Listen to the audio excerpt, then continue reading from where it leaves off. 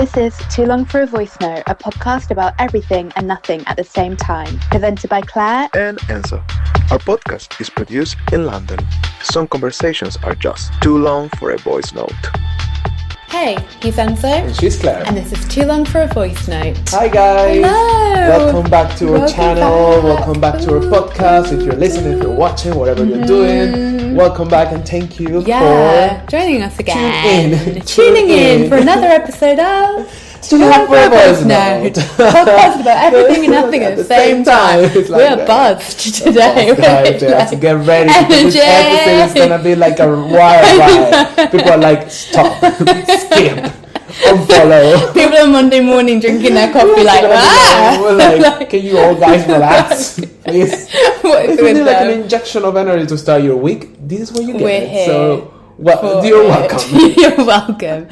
How are you, Enzo? Oh, good. How about you, Claire? I'm all good. I was thinking because I was thinking what haven't discussed yet to share with our listeners that we haven't discussed about Eurovision. Yes, Eurovision. We had a Eurovision. Well, you hosted. You and Rodrigo hosted our Eurovision party. Yes. And how? It's more like Andis. We hosted. Yeah, you hosted. True. We are the hosts. But it was more Andis very into Eurovision. So we planned the whole party. It was actually my first full Eurovision party. I never watched because I've never been into it, and being from Latin America, I think for us it's not like a big thing unless I knew it exists because I like music, but I never watched it. So it was my first time watching the whole show. We did watch it start to finish. It was very much fun. Who it was your favourite?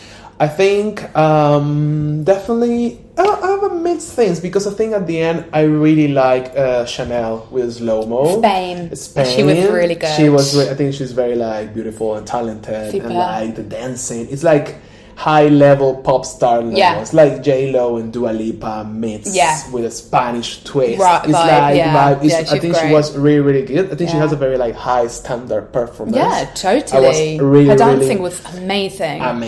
So I really like her. I think her song is very catchy. It's like a bit of generic pop song. Like Ukraine, which was a bit controversial. They won. A lot of people were saying very sympathy votes because people were like, people were voting for them to kind of support them, which is a bit weird, right? I think it's a whole conversation to have, but I feel like if we want to help the Ukraine, let's give them money, for example, not give them like a sympathy vote.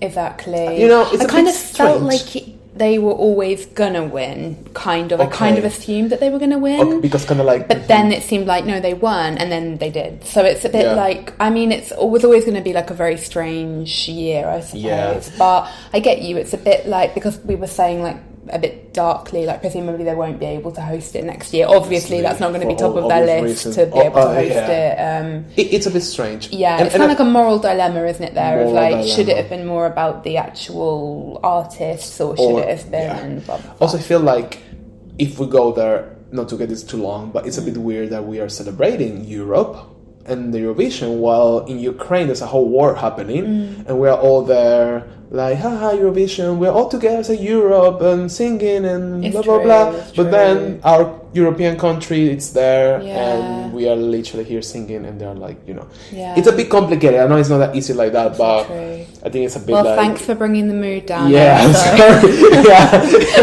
I thought it was too much high energy at the beginning and someone has to bring the mood down, okay? We need to level up a bit. You're right. You're right. So anyway, should we go to the topic because now we're gonna... talking about mood coming down, so I think it's time for Claire's secret topic of the week. Okay. It's Clarita's... Are you bringing the mood down? Yeah. Oh my God. Then it's me. Then it's me. I don't know if... this is something that I've wanted to talk about for a while. So this is a bit scandalous, maybe. Scandalous. And it might be... I want to say it might be quite triggering for some people, actually. Okay. Maybe, I don't know if it's so serious to put a trigger warning. We'll discuss it after. I'm just thinking what are we going to talk about? But I want to talk about cheating. Oh, I want to talk about your thoughts on cheating. I want to know if you've ever been cheated on. I really want to know if cheating can ever be justified. I want to talk about all of that. I don't think we can talk about cheating without talking about someone who we love is Esther Perel. Because if you don't know, like she's a therapist, the goddess of the topic. Yeah, cheating, and she's got a super famous TED talk called this. I can't remember what it's called. Something about, but her book is called The State of Affairs, and the TED talk has got like millions of views, and it's about like, can cheating ever be right, or blah blah blah, or like why. It's a really interesting. Very interesting. watch. Yeah. So go. Yeah. What do you think? Cheating. Tell me. It's complicated. It's a very difficult topic. I think I learned with time that it's not so black or white. It's not one extreme or other, because I think when I was younger, I was a bit more like only being like, that's wrong, you cannot forgive that, that's fucking shit, blah, blah, blah, blah. Obviously, there's like a lot of layers to it. It's not that easy. I understand some people, they cheat because they are maybe in situations that make them feel unloved, for example. It's not a justification, but just make thinking like why a person would cheat, I guess, right? Yeah. So I guess I cannot just judge straight away, even though I think I'm a person that I will never cheat. Well, I'm answering your question before. Have you ever cheated? I have never ever cheated to anyone. Yeah. Because I think it's not a nice thing to do. Yeah. I feel. I would be so shocked if you cheated. Yes. It would not be you. I think I cannot do something like that because I wouldn't be able to sleep. Not because, oh my God, my level of morals. No, it's not like that. It's more about like, I need to sleep at peace, you know? So I cannot think me doing that to someone else and being in the back of my mind, like having this double kind of life and doing this against the other person. Yeah. I don't know. I think it's way too much. I will definitely be the one going and like finishing or breaking the relationship, for example, before cheating. Will be like, I don't want to be with you, that's why I'm gonna just leave. Before, like, I'm not feeling good with you, so I'm gonna cheat on you. But I understand, like, I don't know, it's like, I think for me it's not a thing. I don't think I would ever do something like that. No. Never say never, but you know, I wouldn't like ever to be in a situation where I feel, you know, like feeling like, oh, I can just cheat now. You know, that would be because I would feel for myself. If I am in a moment in my life that I feel like, oh, I feel like cheating, is because of something is totally right where I am. But this is interesting, right? And this is something that Esther Perel says about that she was looking at cheating. She's a therapist. Loads of people were coming into her office being like, oh, I'm having an affair. And she says this thing about like that somebody or some people often say, like, I love my partner, I would die for them, they're my world, I'm having an affair. And I think that for me, and maybe it sounds like for you as well, like that is quite confusing because you're saying like, I wouldn't want to be in a situation where I'm cheating because for you, I don't want to put words in your mouth, but like that's probably like rock bottom, or like that that's you cheating is probably like you, like you're already out of it. But that's actually not the reality for a lot of people, though, you know. Because then we go like when people, for example, if you're in a party, you're very drunk, and some people happen to cheat because they have sex with a random because they were so drunk and they got away with the moment and they were just like, oh no, I was there, I was drunk, was having fun, and would just let myself go and I cheat on my husband, wife, partner, whatever. So what about that? I think there's different layers of cheating, and I think intensities there is though, right? Because for me what you've described is, okay, we're human and we can get drunk or fucked up, or we can be having a bad moment in our relationship and we can react in a less than ideal way. I think the way that you then choose, because we all make mistakes, so say that is a mistake that you make, if you view it as a mistake, then the way that you choose to come back, so e.g. like you maybe tell your partner the next morning, that's one layer. But then there's a different layer which I think I find it harder for me to get my head around personally, is when it's like two different lives essentially and you're basically in like two relationships with two different people. That is something like I don't know if they are the same or if they are different, but they feel like they're different. If you have a partner and your partner is cheating on you, what you would ideally, it will never be ideal, I guess, but what would be easier for you to process and what would be not that easy? Definitely that. Like I could definitely understand more. Not saying I can forgive. I don't know if I'd stay with them because I'm extremely demon about cheating, I think. For me, it's something that is kind of, I mean, I say that, but I think it is like a non-negotiable for me. I don't know if I would be able to rebound from that. But if somebody was like at a party having sex, I don't think I could forgive that, because for me, if you're drunk, even if you're drunk, you don't get from being at a party, drinks, to making love with someone, having sex with somebody, making love. Where did I was like, making love? Making love, all right.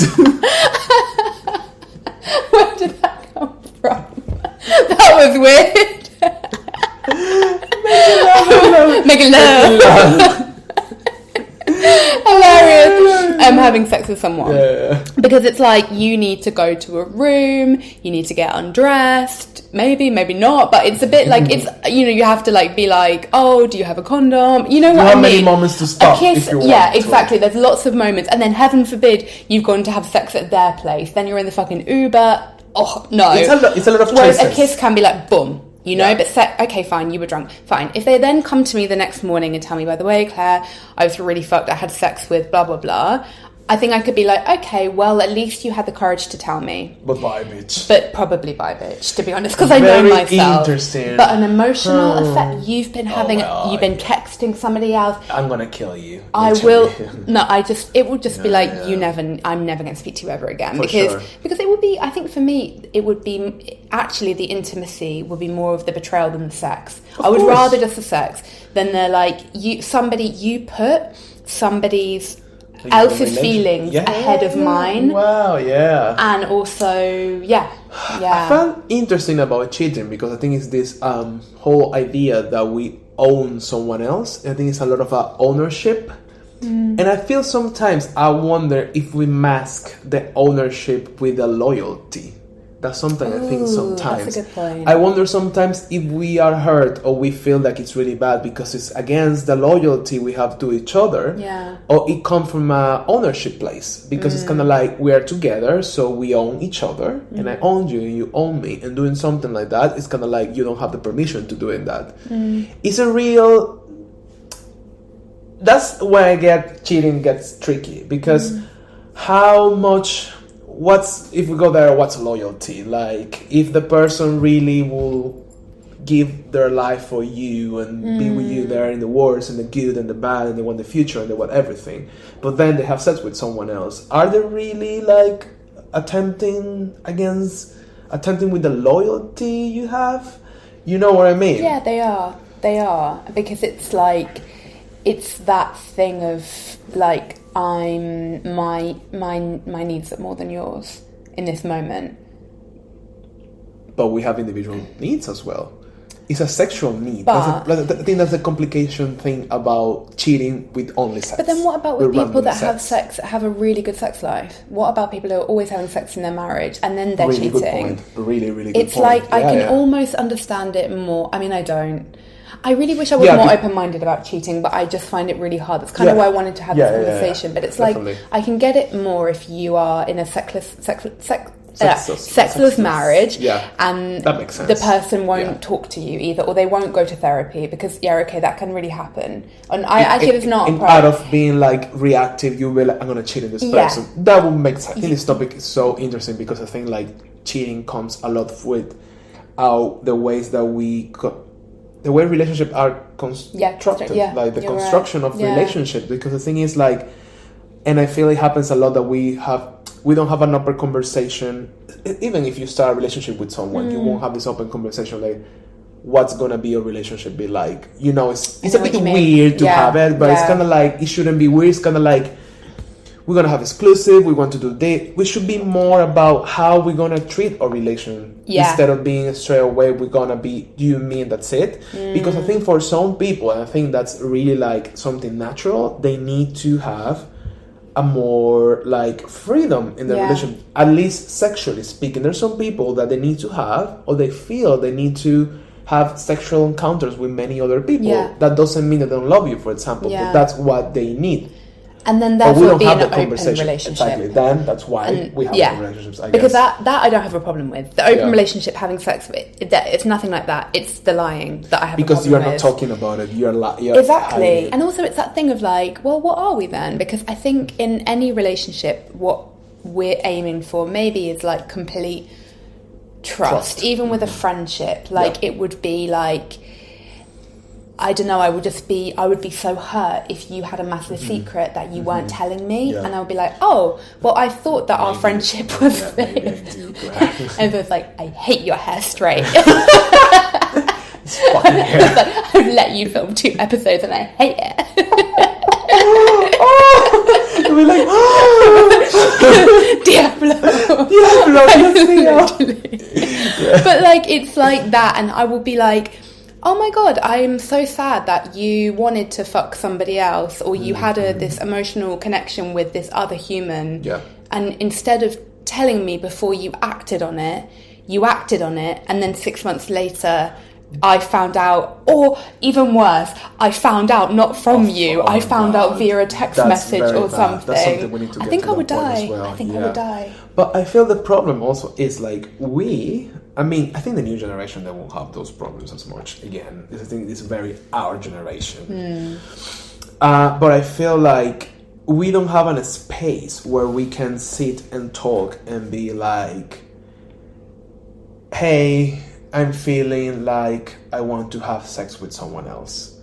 And the other person be like, oh, is it? How come? From when? You know, it's not like that. Yeah. For some people, probably it is like that because they have that thing. But I think most of people, as society, as how everything's constructed, it's not natural to sit and tell you, I love you, right? But I feel like I need to have sex with someone else. And the other person will be like, oh, since when? Why? Okay, you need time, you need space, you want to do something about, that's most unlikely that will happen. Yeah, you're right. So people will be like, ooh, I need to hide this. Especially in heterosexual. I think heterosexual, they have that. Because, of course, then it comes like, the church, the Catholicism, the Bible, God, and all these excuses that we're still having, and society, blah, blah, blah. So I guess, like, in a heterosexual relationship, more like, not only, but, it's more like, oh, you wouldn't, how can you tell the wife that you want to have sex with another woman? The other wife, if the wife accepts, they're going to be like, oh, you're stupid when you're accepting your husband to have sex with another, or the other way around. So I think that's the core of this, that I think, and that's why I say, like, the new generation, probably they're a bit, really, ahead of this, because I think they are more, there are a lot of spaces to talk and discuss stuff, and I'm sure, like, if they need to talk about this, it will be a natural conversation. Yeah, you're right. While in our generation, it's a bit like, how long are we going to have this conversation? So I prefer to go and cheat and to lie. Yeah. Which, instead of lying, I could just sit with you and be like, I'm feeling this, but I want to work this out with you because I want to be with you, but I'm feeling this. And we are humans. We can feel things many times during our life, but that's the problem, and that's why, of course, then open relationship comes, because obviously open relationship is kind of like, we have a commitment, but we can have our freedom to do things, and we can close it wherever we want, blah, blah, blah, blah, blah. But I think for me, it's part of that, like, I think if we talking about trust and about connection, about loyalty, we should be more open and aware and able to talk more about when we feel that. I agree. Because if I feel it, honestly, I would be very scared to share it. Yeah, because you don't know what that means for the relationship.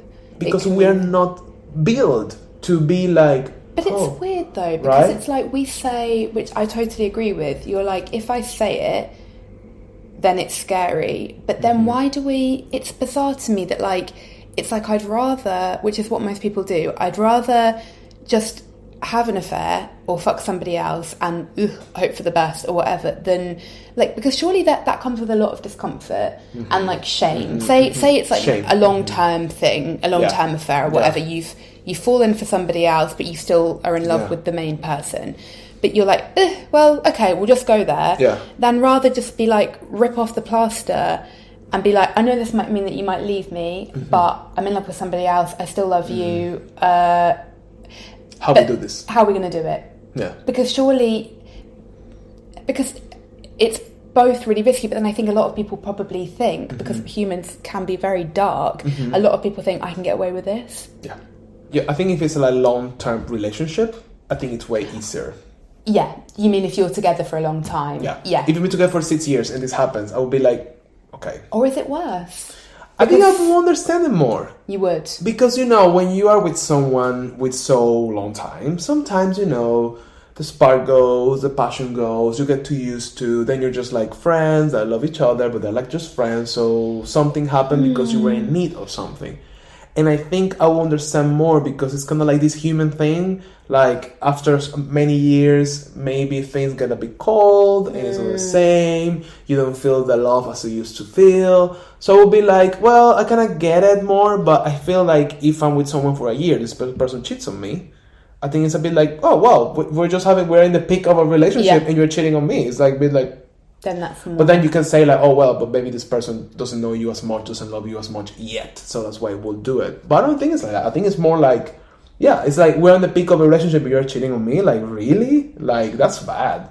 If we are like in a really low moment after many years, I think, well, we're humans. Yeah, that I could understand more. Like, if we were going through like a really rough patch, that I could forgive, because maybe I could too. Who knows? Course, like, maybe you haven't had sex for like a year, or you've just had a kid, or something like that, or you have money problems, or whatever. I could understand that more if they actually come to me and tell me. But what about an emotional affair? Is that something you could, a long-term emotional affair? No. What is that about? Why is that worse? Because it's kind of like, I guess it's come from that thing I was saying before, like ownership masked with loyalty and all of that, which is a very tricky feeling. But the fact that if you're having a double life, if you're not telling me you spending hours and hours with someone else, which, like, oh, well, we're individuals and we can have our individuality, but it's not, in this case, not about that. It's kind of like you are having like a secret life from me. And if you choose to live a life with another person, that means that you will share most of things, right? I mean, you can keep things for yourself, but not things in that level. Not things like you are seeing someone, not telling me you are having dinners, you're having going out, you're maybe trips, who knows, with this other person.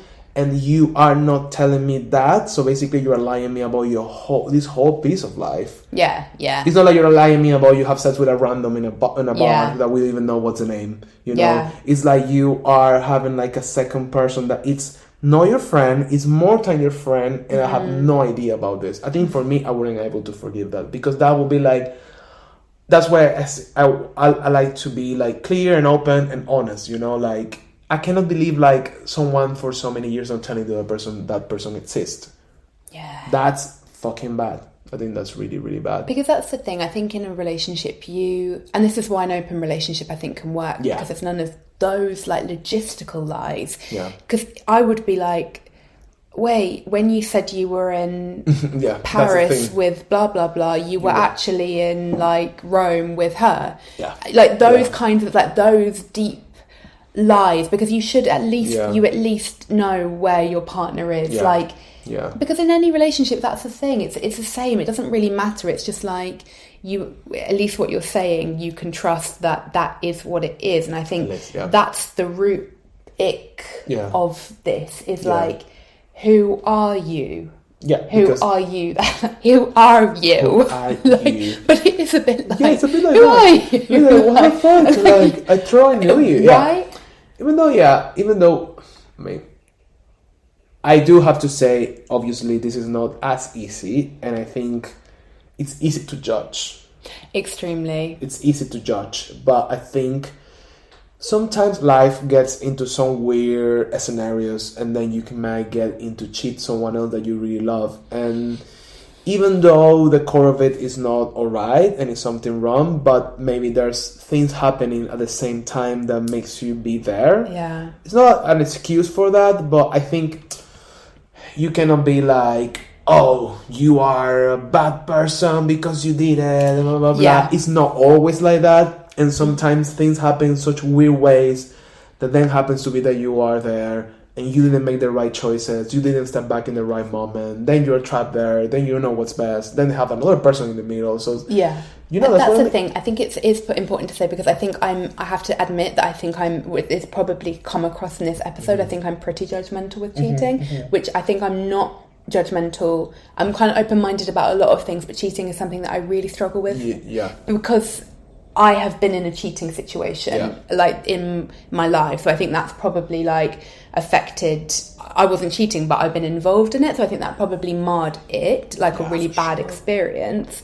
But I think that if you cheat, it doesn't mean you're a bad person. And that's the thing. You can be the most amazing, incredible person. So it's really important to keep that in mind. You can be a motherfucker as well, but you can also be an incredible person, and you're right, and you just like fall in love with somebody else, and you maybe don't make the right choice, but who are we to say that we wouldn't be in that situation? And and you're right, because your whole life is happening as well while you're in a relationship, and you just don't know like how it's not only that thing happening, and you can't. It's not black and white, actually. This is, I think, the thing with this. It's not black and white. What do we think, Claire, that are a bit of solutions for cheating? Like, if we think cheating is bad, because also we have this old thing, some people, they cheat on their partner, and then this typical thing like, oh, I cheated my husband or my wife, and after that I really realize it comes back to me that I really love that person more than ever, that I shouldn't do it as the person of my life, I just need like a reality check. Okay. This typical thing. Okay. I think I heard people saying these type of things, very like, oh, when I cheat on my wife or something, it's like, oh my god, what the fuck I'm doing, this person is the person I love, because maybe sometimes you are some trap in life or whatever it's happening that you forget actually things, and then you're like, oh my god, well, I didn't know that this person is my person, I don't need to be with anyone else. So we have that as well. But what do we think is a solution? What can we do to, like, if we're thinking cheating obviously is not a good thing, at least for us, what do we think are healthy ways to try to change this for the future, or maybe even for us, because maybe here we're speaking for us in the future, we don't know. Maybe we need to listen to this episode later. Like, I know. In a few years, like, oh my god, what did I say there? I don't know what the fuck to do. Fuck. What Claire was saying here. Like, rewind. Or like our partners watching, like, oh shit. Like, oh shit. Reference. So, again, so basically, what am I answering again? What would be the what can we do to stop this, or if it happens, or make better instead of cheating? What are the things that we can do? I would say couple therapy, for example. If you feel that you are having, because I don't think that this can be completely wrong, but I would say that I don't believe that cheating just happens, because I think even a drunk kiss doesn't just happen, because I don't think you go from honeymoon, yes, oh my god, I love them so much, to I'm in a party, boom, I kiss somebody else. I think that some disconnect has happened. A kiss is instantaneous, but do you know what I mean? Like, I don't think maybe not, but maybe some different things kind of thing. It's like you woke up today and like, you know, everything was great, we went for brunch, and then I kissed somebody else at a party. You know, it's like some stuff has happened, for example. So I think, like, maybe when you're feeling those feelings, maybe let's try to stop it in its tracks and say, I think couple therapy, but also if couple therapy doesn't feel right for you or isn't an option for you, I would also say something that I think about a lot in all relationships, and it's this thing about rupture and repair. And I think about this all the time when we have any, like, which we all do, there's something like, and so I don't really agree with what you're saying to me, I need to tell you this, and it's a risk, right? Because you're scared, I don't know how Enzo's going to react. Is this going to be the end of our friendship? But the real test of a relationship, any relationship, friendship, your romantic relationships, whatever, is the ability to rupture and then come back together. So if your relationship can't take... By the way, I know this is really weird, but I have a crush on this guy at work. I haven't done anything, but I'm feeling like... give it 2 more work drinks than I might do, for example, then if the person is like, fuck you, then maybe they're not your person, because you can't be honest with them. And I know that's very easy to say, but I think for me, that's the relationship that I'm aiming for, that we're strong enough to stop it, or to not, it doesn't even mean to stop it. It's like, maybe we have a threesome then. Maybe we open up the relationship, but at least we've tried. or maybe it might be As like, a I'm team. just too jealous because I can't go, but at least you didn't cheat on me, thanks. That's kind of how I would approach it. I think that's a really good point. Thank you. Really What about good. you? Yeah. You know? No, I was thinking about it. I mean, couples therapy seems like shit, I have to say. Like, Really? not like shit like it doesn't work. No, not like it doesn't work. I'm not saying that. But it must be so fucking hard. Like, I really, I think, like, the couples that are, like, open to have couples therapy, they're very brave. And, yeah, it's kind of like, because it means that you want to solve a problem. Yeah. And it Yeah. must be so hard to be in this position with one other person that's a therapist. I feel like it must be so draining at the same time. It's a lot of work. So I think it's like, well, you need to be very brave. You really need to make work whatever it's happening to solve. Yeah. And I think that's very like, wow, okay, that's Yeah. that's real love. That's something real happening there that you are even open to. Because I'm thinking like, well, if I have to go to couple therapy because I really Would you care die? about Would you be that like, person, I would be like, oh fuck my life. But I really need to like care about. I need to really love this person, you know, to be like, oh fuck, you know, like why we are here, why, you know. But it's an important tool that I do believe, but I believe it's supposed to be really, really hard. Because we change as well, like we change and our partner changes, and maybe Or views change. exactly, like you have like a kink that you didn't know that you had when you started dating. True. And then all of a sudden you're like, oh my god, I really like this, for example. And it's We're not like a mug.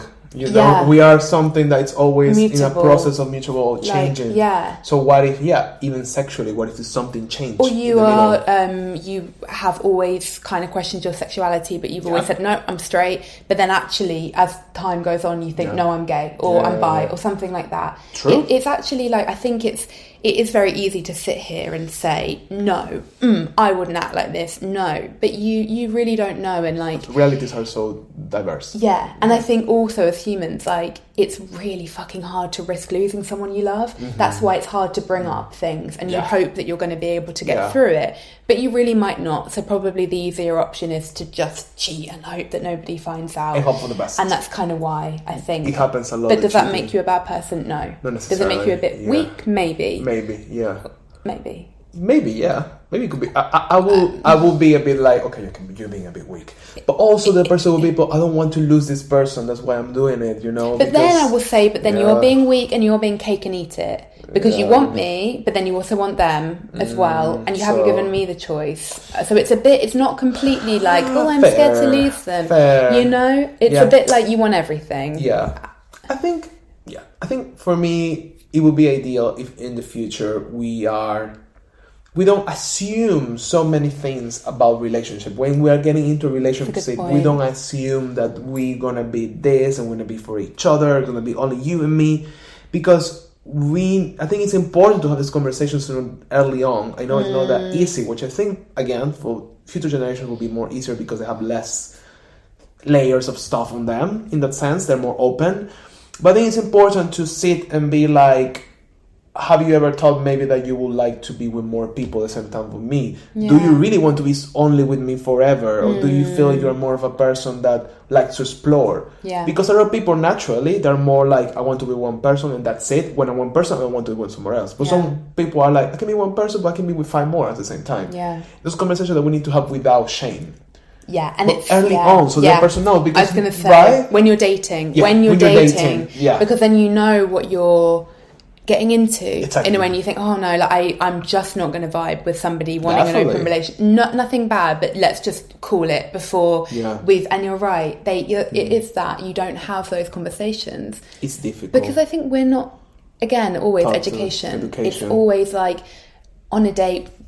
When I'm dating someone for a while, do we have the conversation of, are we exclusive? Do we talk about that's as far as we go in heterosexual? And it's very hard to have the conversation. Unbelievable. Are we exclusive? It's like, come on. But it's hard for like because you're scared. You feel like sick and everything.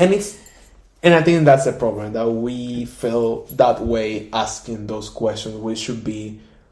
Nothing should be assumed, and nothing should be like given like that. And also, I think it's not ever really too early, and I think we're afraid because I think this again is a topic for another week, but I think we have this so in our generation and in, I don't know if it's like culturally at the moment, I don't know what it is, but it's just like play it cool vibe. And it's kind of boring. It's fine. But yeah, like It's whatever. okay. I don't care if you're fucking I 10 don't other people. care. It's completely Yeah. fine, but you really Which is do not like care. that, yeah. And I think we're scared to like, of course you don't want to say too early on, like, where are we going? Yeah. Because that's a bit intense. scary. It means intense. And as it might well. make the other person run Yeah, and you might run, yeah, whatever. But at some point it's okay to like not be chill and to be like, so let's be honest, like, where do you see this going? Of course. Because I see it this way, do you see it this way? But that's, definitely. would I do that? No, I'd be like, I see it going. That would be the ideal world. Yeah. I think that would be a good point. But wouldn't that solve a lot of issues if we had... I think so. So, little Encito, you have 60 seconds to give us your final thoughts on the topic of cheating. Ready? Yes. Let go. I do feel, and really made me think that today, that I need to remember to be not as, I don't think I'm that judgmental, but to not judge people that are cheating straight away. Because especially we can, just as you say, we can sit from the other side and be like, that's wrong. But you don't know the whole backstory, you know? Like, if you know what's going on, if you know the details, then you can be sure be like, that's wrong. You're doing like, it's not the right, you know? But I think it's not as easy in cheating. We're humans. And I think like, it's weird because a lot of time cheating doesn't have to do with not loving the other person, but then there's other things that mix and like intertwine there. So I think that's important to not be that judgmental, but more open and understand what's going on there.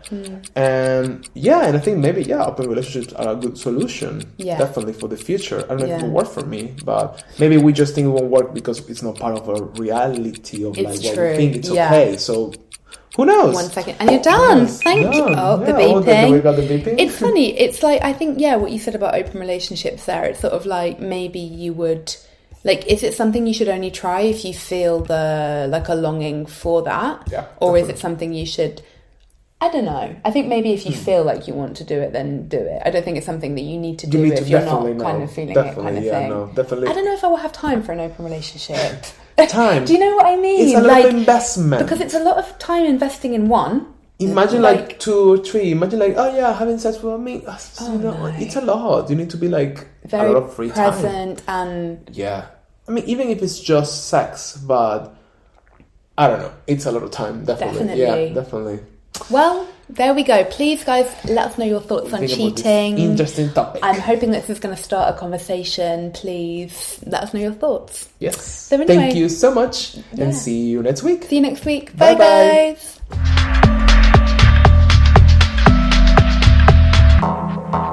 guys.